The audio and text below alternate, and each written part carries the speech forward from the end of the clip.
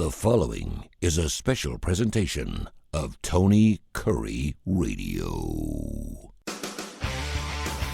From hot dogs to cool kitties, this is Darkside of the Pooch. Welcome back to Darkside of the Pooch. He's taking a big drink because he's going to need it. We're going to get into all kinds of talk here in Darkside of the Pooch. 208-0301's our phone number. It is the Rossbridge Animal Hospital, Rossbridge Vet, rossbridgevet.com. Check them out on their website, of course, wherever you get your Facebook thing. His name's Dr. Rab Stewart. Doc, what's going on, my friend? How are you?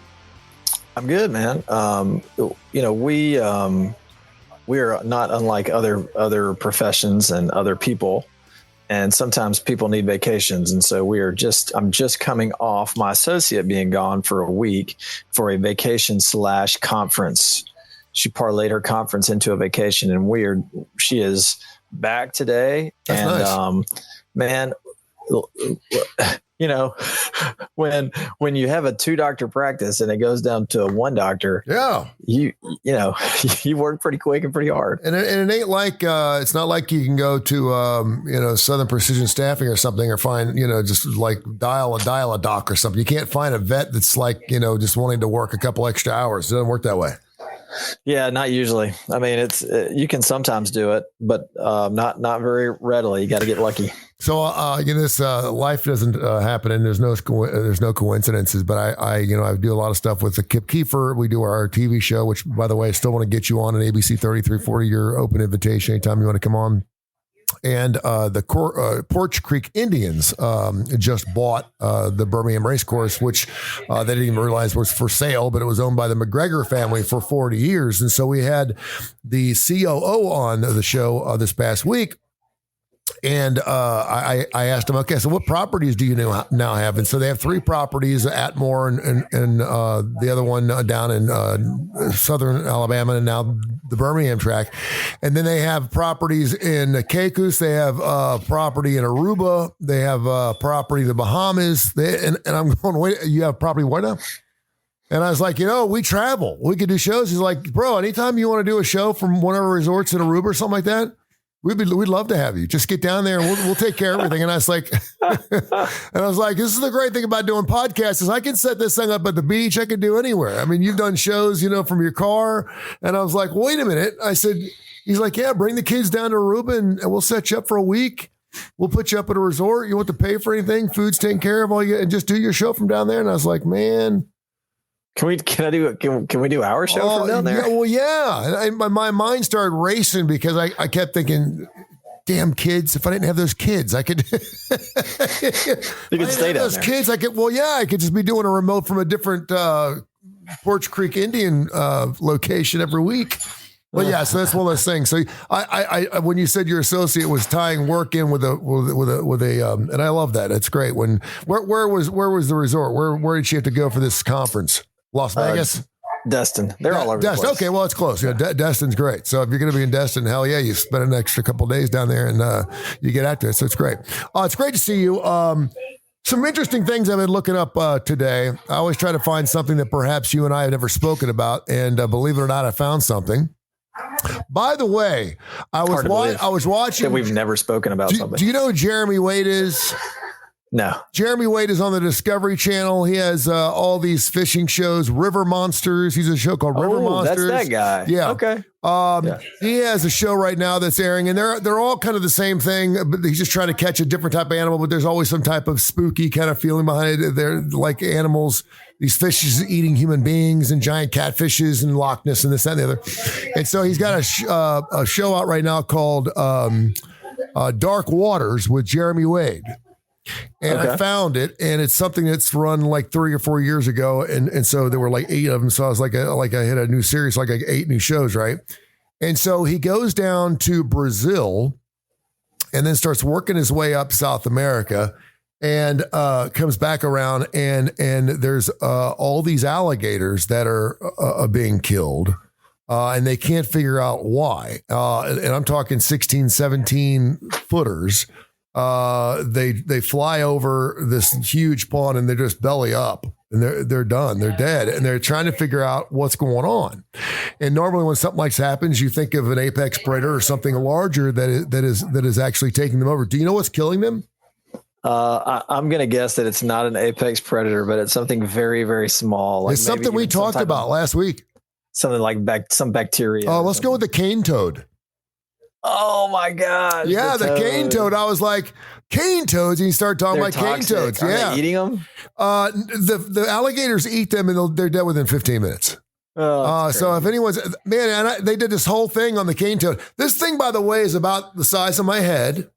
The glands are right behind its ears, so you have to catch it by its legs, because if you get it on your hands as a human, you can get really, really sick.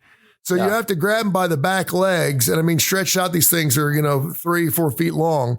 And in 2016, 2017, they were moving at an average rate of about a mile a year.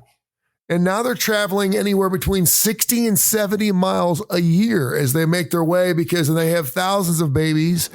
And I mean, this is going to be a major issue. And so they were. Where did we say that these things were in Texas? Aren't they in United States? Yeah. That's what we were talking about, dogs, because dogs are getting a hold of them.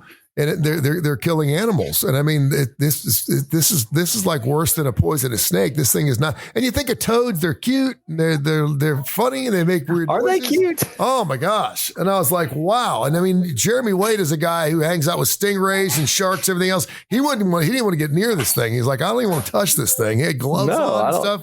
It was crazy. But I was thinking about us because we were just talking about cane toads. Going off on a tangent about toads. So do you know the actor Tim Robinson? Not Tim Robbins, Tim Robinson. No. All right, he has a show on Netflix. It's called "I Think You Should Leave." It's like a sketch. And by the way, real quick before I forget, the toad story we read was in Tampa, Florida, is where. Florida. Yeah. Okay, not Texas. But the cane toad invasion is coming. But staying in the same family as toads. So Tim Robinson made this new movie with Paul Rudd called Friendship. Mm-hmm. Have you seen? I love Paul Rudd. Ads for this? I have not. Okay, first of all, it's a horrible movie. I didn't get it at all. Really? It's an hour. And you like movies like that? Yeah, it's an hour and a half. It's supposed to be a dark comedy. I mean, I just didn't get it. It had 2 funny scenes. One of them involves a toad, and that scene is pretty funny. I have to give it that. But it was one of the psychogenic, hallucinatory toads. Yeah. So I mean, I don't know. I didn't know if you had seen a movie or not. It's called Friendship. Yeah. It's called Friendship. What is it? One of these Netflix, Hulu things or something? No. It's a major release. Okay. Yeah. But yeah, wait till it streams. Don't waste your money. I'm still scratching my head. I was watching the NHL playoffs last night, and they were the first commercial. You watch the beginning of these major sports shows and stuff, because they usually run pretty good commercials. They had the trailer on for Happy Gilmore 2.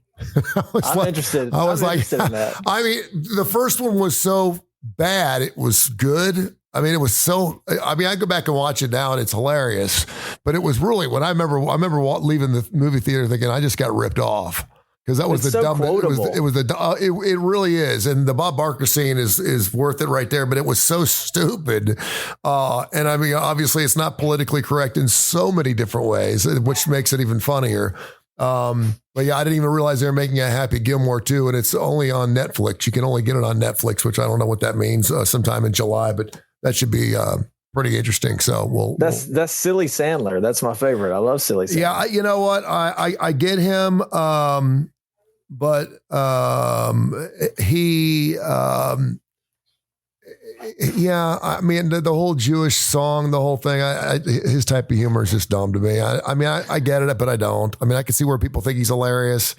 And his movies do really well. They crop. You know exactly how many Adam Sandler fans are, because the first weekend it'll do $40 million and it does zero the second weekend. I mean, everyone goes out and watches it, and then like, okay, I saw it, they're done. They go out and see their Adam Sandler movie and they're finished. So yeah, but anyway, All right. Anything interesting going on at the house? I don't have a lot of going on today. We'll get some emails going here. info@TonyCurryRadio.net. Brought to you, by the way, Sasquatch Toys and Comics. They do wonderful work. Seth Cosby, who owns the joint, I went and saw his store. I think I mentioned this last week. It's unbelievable. It's on Citation Lane. I can't even put it in context of another store I've seen that even resembles what this place is. Just go there. If you're into comics, you're going to love it. It's got over 300,000 comics, collectibles. It's unbelievable. Sasquatch Toys and Comics. Check it out. It's on Citation Lane in Homewood. What's going on in your office? What's happening? Well, we see in dogs a lot of heart disease. It's pretty common in smaller breed dogs and large breed. But recently we saw a dog that was about 60 or 70 pounds and had kind of an abnormal heart sound. And so we did an ultrasound of the heart, and we did an EKG, and all this stuff's done on people too, obviously. And the dog has a slightly enlarged heart. And on the EKG, the beats are sporadic. I mean, they're regularly irregular, I should say. And so what this dog has is early dilated cardiomyopathy. And the interesting thing about that disease is that it is it's not exclusively limited to Dobermans, but Dobermans are like the poster child for this. And this dog does have some Doberman in it. So it's kind of, interesting that it falls into the classical presentation. Okay. What specifically, hold on, what specifically is it about a Doberman that makes this react the way it does? I have no idea. It's just in there. It's really? In their DNA. When I was in vet school, I studied, when your first semester, you take a genetics class, and your first test is like within the first month of the class. Mm-hmm. And if you make an A on that test, you can opt out of the class, but you have to write a paper. So the reason I tell you that is because I was able to opt out of the class, and I wrote a paper.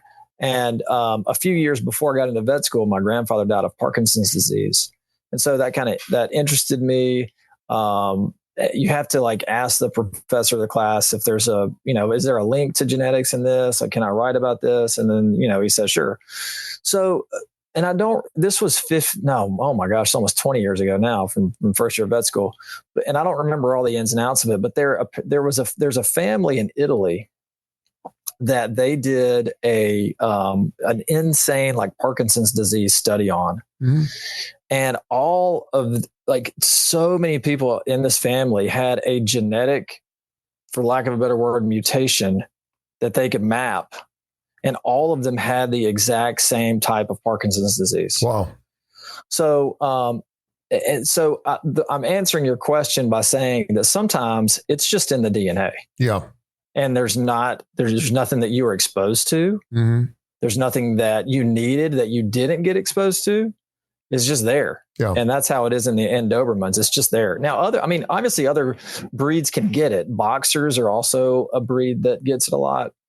But when you look up the parameters for dilated cardiomyopathy, all of the classic measurements were made on Dobermans because that's who gets it. But it's a disease where the wall of the heart muscles get very, very thin, and the chambers of the heart get very, very large. And so that leads to disrupting electrical activity through the heart as it beats. So they get arrhythmias, and it also causes a lot of blood to not flow efficiently where it needs to be. Wow. And so what does that cause this animal to do? It takes its life, or does it... Eventually, yeah. Unless it dies of something else. Wow. That's horrible. And how often is this happening? Is this 1 out of 15? Is this what? Is this? No, it's not. It's not 1 out of 15. I mean, I can't tell you the percentage of Doberman that get it. I haven't seen a case of it in several years. But when there's a Doberman, you got to have your ear to the ground. That's kind of crazy. Let's do some emails. info@TonyCurryRadio.net, info@TonyCurryRadio.net. Eve in Birmingham, she said she read a story that 80% of all cats over 3 years of age suffer from some type of dental issue. And that's the one thing I wanted to get into today. We talk about dog teeth all the time. We never talk about cat teeth. We never talk about, we don't talk a lot about cats because we don't have, obviously, as many people own cats as dogs, but we love taking cat questions. We've done cat shows. We've done entire shows on cats. So if you got cats, we'd love to hear about it. I Happy Jumpy Cat still hadn't seen the thing in about 6 years. I know it's out there somewhere. Hopefully someone's taking care of it. But yeah, 80% of all cats over the age of 3 have dental issues. Is that true? Why is that true? And then let's talk about the dental aspects of kitty cats. It is true. I would say that it's not a hard and fast rule, but I mean, I think the 80% at 3 years of age is pretty reliable. Okay. And so I think the reason that you see that is because these animals were meant to, I'm not talking about house cats. We've domesticated these animals, but so let's kind of change gears for a minute. Like bobcats. Okay. Mm-hmm. These cats that are wild cats. I mean, they're still killing prey. They're killing birds, they're killing smaller mammals, they're killing rodents. And so they're ripping and they're tearing these animals apart for food. Mm-hmm. And so when you do that, it's not near as good as actually brushing your teeth, but it's almost like a natural way of keeping your teeth somewhat clean. Yeah. And domesticated animals, dogs and cats, they don't do that anymore. We don't go out and catch birds to feed to our cats. No. If anything, it's gotten softer too. Yeah. They eat cat food. Mm-hmm. And so that type of food, they don't have to have the shearing forces that kind of brush up against their teeth and their gums. And so that just leads to tartar buildup. So that's why. Yeah. Can we brush our cat's teeth? You might be able to do it once, and you might have to go to the hospital for it. But you do dogs. If they have, why don't you? If they have dental issues, why wouldn't we do our cat's teeth? I mean, you can't. We do dental cleanings here on dogs and cats, but to try to brush dogs are almost impossible to brush their teeth too. Yeah, well, you have to put them under, right, when you do their teeth. Yeah, I guess my question is why aren't you doing the cats then? Or just people? We are. Okay, we are. When you say brush teeth, I thought you meant like at home, people brushing their cats' teeth. Yeah. Well, I mean, you could try that too, but. So you do actually do cats? Oh yeah, we do the same thing in cats as we do dogs. Yeah. Dental cleanings here in the office. They're anesthetized. Yeah. And when you do, you're not a dentist, so I'm assuming that you probably can't see cavities, or can you see cavities when dog and cat teeth? Can you tell what a cavity looks like? Sure. So dogs and cats, all of their teeth are like mountaintops. They're all like mountains, so they don't really get cavities. Yeah. Because their teeth are all pointy. Mm-hmm. But what they do is they break their teeth, and then that can open up pulp cavity. And so when that kind of thing happens, it's not really a cavity. I guess it's like a very, very serious cavity. Like when a person needs a root canal, mm-hmm. That's what the dog or cat needs when they fracture that sharp edge of the tooth off and the pulp canal is exposed. They need a root canal, or they need to have the tooth extracted. And that's what most people elect, because doing root canals is expensive. I mean, a general person like me doesn't do root canals. We do extractions, but we don't do root canals. And, so most people like to have those extracted, but dogs and cats don't really get cavities. Yeah. If dogs could talk, what is the one thing that hurts them the most that they'd want us to know that they can't tell us? That's the one thing. Cause anyone's had a toothache knows it sucks. I mean, it just sucks. I mean, you need someone right now. When you have a toothache, it feels like your whole head's going to blow up, and it could be the smallest thing on the left side of your mouth and your whole body hurts. And I can only imagine what it's like for a dog that needs a root canal. I mean, he can't talk to you. All you can do is tell he doesn't want to eat on that side, or he's not eating his food anymore, and he's puking his brains out and da-da-da-da-da. I can just imagine what kind of pain. But what kind of pain? Would it be arthritis? Would it be their backs? Is it their paws? What would it be that a dog suffers most from that we never know about? I think it's when the Sarah McLachlan ASPCA commercial comes on. Show anything in slow motion, you will buy it. I'm just telling you. I don't know. Like, I mean, I feel like dogs are either, not painful or painful. I think there's very just don't, it's almost like they go 0 to 100, I'm sure that there's a lot of dogs that have undiagnosed abdominal tumors that probably hurt, probably causing vomiting. But I mean, any disease that you can think of probably goes undiagnosed for much longer than it would in a person, because they can't tell us about the early stages. If they're anemic, they're super tired. Well, they can't really tell us. We can see the dog sleeping more, but they're weak. They don't feel good. So yeah, I mean, I don't know that there is an answer to that question. Like, what hurts them the most? Because there's a lot of things. Yeah. All right. Kind of a shorter show today because we're back to back. If you listen to TKR, from like 8 o'clock in the morning till 8 o'clock at night, we do shows every single hour on the hour. And today's one of those shows where we're getting after it. Emails, info@TonyCurryRadio.net. Darkside the Pooch, brought to you by Sasquatch Toys and Comics. They do have an unbelievable store. I'm not into comics, but man, the toys and stuff they have in there is just, I could spend a week in that place and not see the same thing twice. It's amazing. It's on Citation Lane, Sasquatch Toys and Comics. Check it out and be looking on ABC 3340 from my good friend, Dr. Rab Stewart, coming to a TV and a radio and a great internet radio station near you. Thank you, my friend. September 13th and 14th. Fishes return to Birmingham to the new amphitheater downtown. Tell me, what are you going to both shows, first of all? Oh, yeah. And which one do you want me to go to? There's an old saying in the jam band community: never miss a Sunday show. Okay. So you're inviting me to the Sunday show. I don't want to be I don't want to be a fifth wheel. I'll pay my own way. Whatever you guys, just tell me what I got to do to make sure I'm there. You just got to be there. And I will put this out into the open that if there's anybody listening that has a box at the new amphitheater and they have no interest in seeing this band on the 13th or the 14th, I will gladly pay whatever the rate is for that box. Have you seen what they're asking for those boxes down there, by the way? I got a friend of mine, I think I may be wrong here, but Oak Mountain Amphitheater was, I think, $40,000 a year.